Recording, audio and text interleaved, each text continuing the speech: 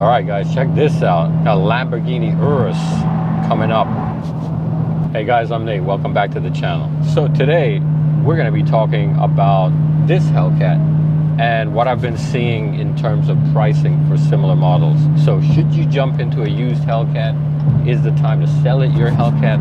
Well, let's talk about that. All right, so the other day in pops a dealer listing into my news feed for 2016 Hellcat, and it had about the same mileage. I mean, it's close mileage to what mine has on it, and it's also located down here in South Florida. So I was like, wow, this is crazy. You know, this is like my exact same car. Only difference 2016, so yeah, it's 1 year newer than mine is, but otherwise identical. So I checked the car out, P5 blue, got the same color scheme on it.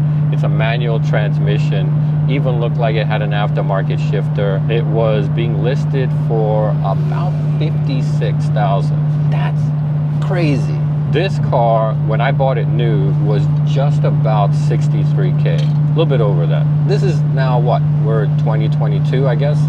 So 7 years later, the car is worth $9,000 less. Let's say $10,000, because mine is a little bit older. That's $10,000, let's say, out of $63,000 is about what, 16%? 16% depreciation in 7 years. That's insane. Now I know we're in this crazy used car market right now. This bubble, is the bubble popping?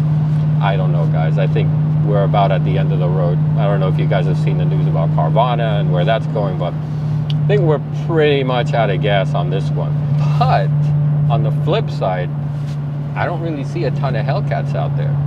So 2022, we're pretty much done with this model year, and people are still having a hard time ordering these cars. Can't get a manual transmission yet. The EPA or whatever that story is still hasn't come to fruition. And so 2023 is the last year. That's the last song for the Hellcat. So then we just come back to basic economics, right? Supply and demand. Well, there isn't a ton of supply. Will the demand still be there? I don't know. We'll see. I think if we go into a bad spot of a recession or things cool down, things are not looking great in that front, maybe people aren't going to be looking to buy 707 horsepower cars for their daily driver.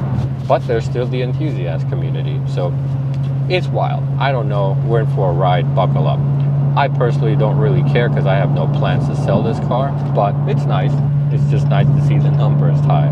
So where does that leave you if you're looking to buy one? I think if you're looking to buy a Hellcat, your time is running out. 2023 is going to be that last model year run. I don't know how many they're going to be able to produce or will produce for this last year, and how many people are going to snap them up. So whether or not these cars will be worth more in their future, the last model year run, I feel like you're going to get speculators coming out of the woodworks that are going to be either buying these cars, or dealership employees, friends, owners that are just going to be holding on to these cars just so that they can maybe make some more money when there's no inventory later, when they stop producing them. So it may be a hard run in 2023 to get your hands on a car.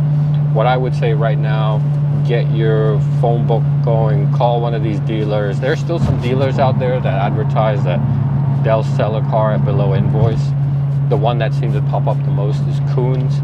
Might be a drive wherever you're located, but might be worthwhile to save. I think they advertise 6%. It might just be worth it, right? Make a drive, see if you can get an order. That's going to be the challenge. See if you can get an order for one of those going and pick one up. So if you're on the fence, you're leaning towards getting one, it's just been hard to find one, so this is a time to buckle up and, you know, really get on it.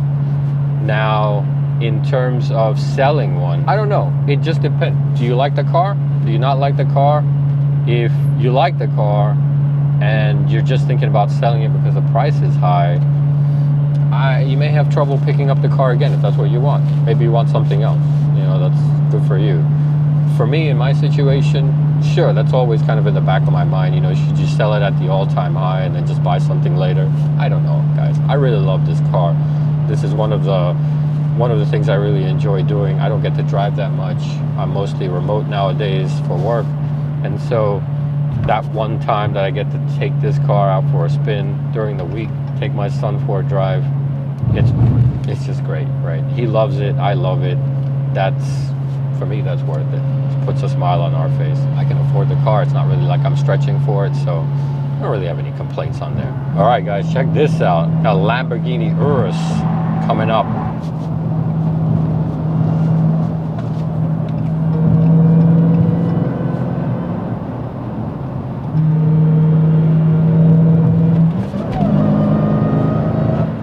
See a bunch of these down here in Miami. I personally think Lambo knocked the design of this car out of the park.